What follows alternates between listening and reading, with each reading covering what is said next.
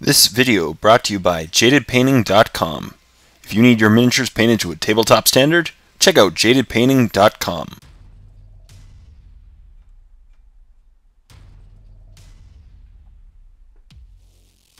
Hey everyone, welcome back to my painting tutorial. As always, my name is Jay and I'll be showing you how to paint this Cryx Kraken model, one of the awesome colossal models for War Machine.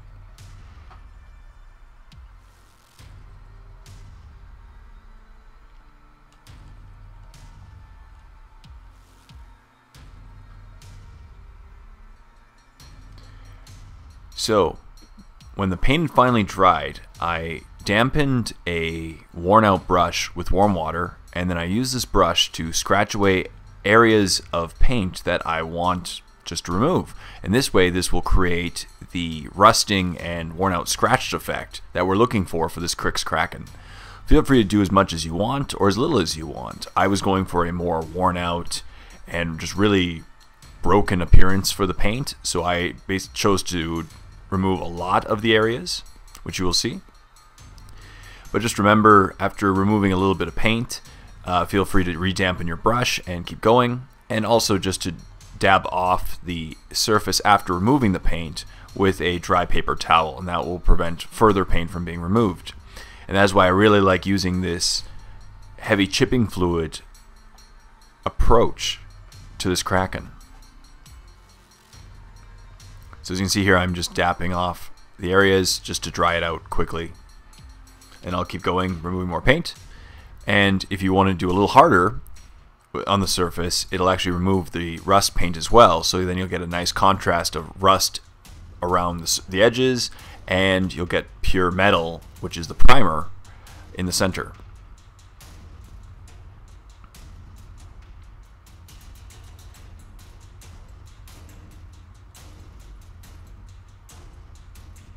And now I'm just repeating this process on the legs, and I'm trying to get as much of it exposed as possible because, as I said, I'm going for a really just rusted out appearance.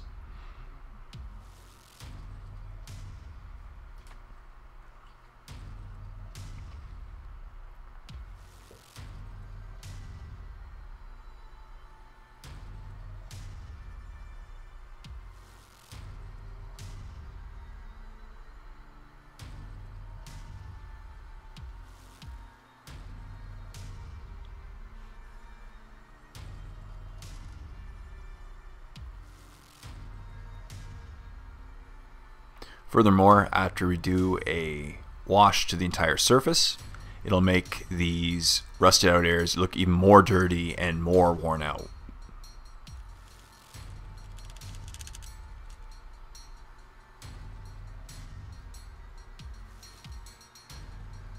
As you can see, this process took a little bit of time since there were a lot of surfaces that needed to be scratched off, but it created a really nice effect in the end, so it was well worth it.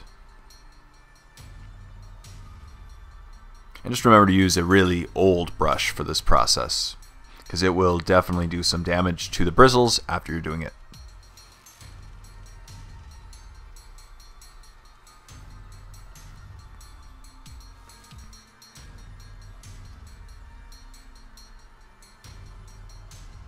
And I just kept going until I reached the desired look.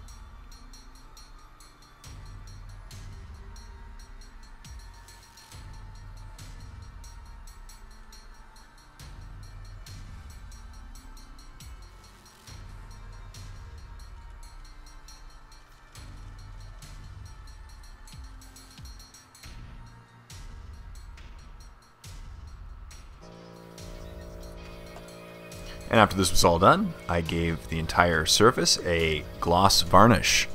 The reason why I went specifically gloss is that gloss is the easiest one then to apply washes over, since it reduces the surface friction.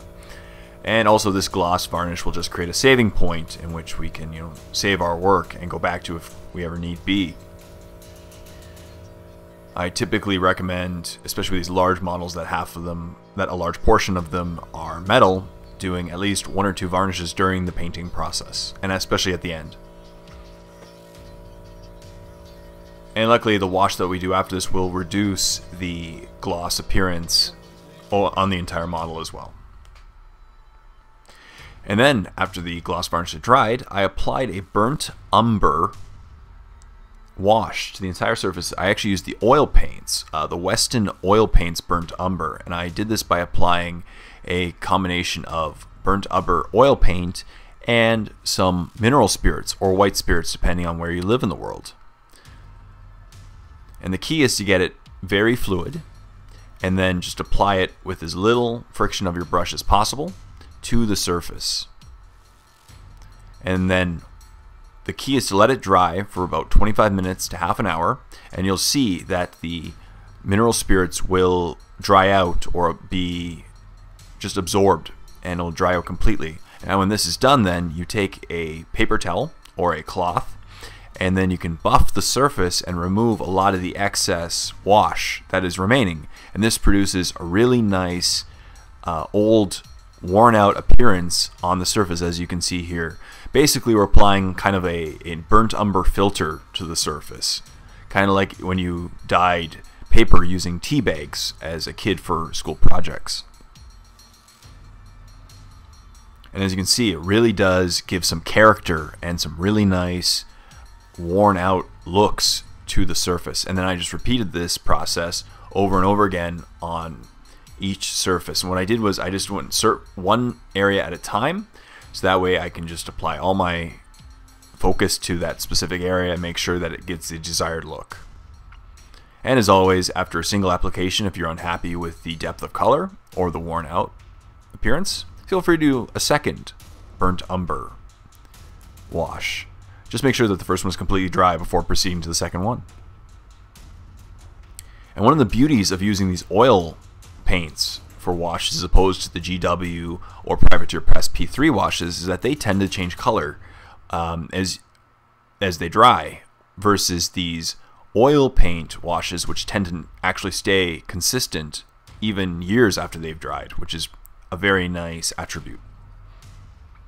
So as you can see here, I'm just buffing out the surface of the top, and there's a very, very big contrast now between the areas in which I've applied the wash to and the areas that I have not applied the wash to. I don't remember if I mentioned this, but if you have the option of painting the parts individually before assembling, I actually recommend doing that, because some of the areas are a little hard to get to with the front tentacles being the way that they are.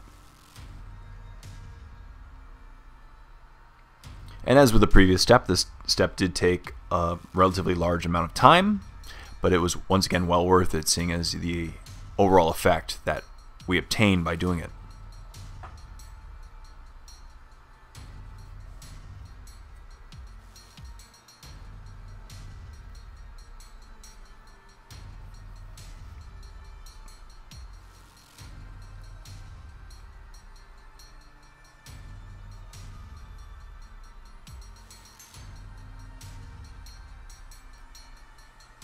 I decided to apply this effect to all the metallic areas, even on the back, and then later we're going to go in with some greens and yellows and make the furnace look like it's glowing a bright green color.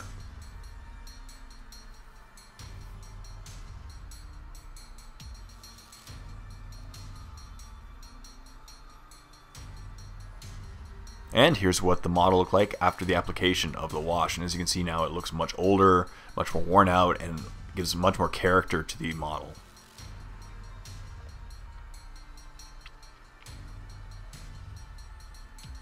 So now with this step nearing completion, we can turn our attention to the metallic areas, the furnace, and finishing up the overall model. So as always, thank you very much for watching this painting tutorial, and when you're ready, feel free to click on the link below to go to part 3 of this painting tutorial, and please like the video, comment in the comment section down below, and subscribe to my channel if you already haven't done so. It really does help a lot.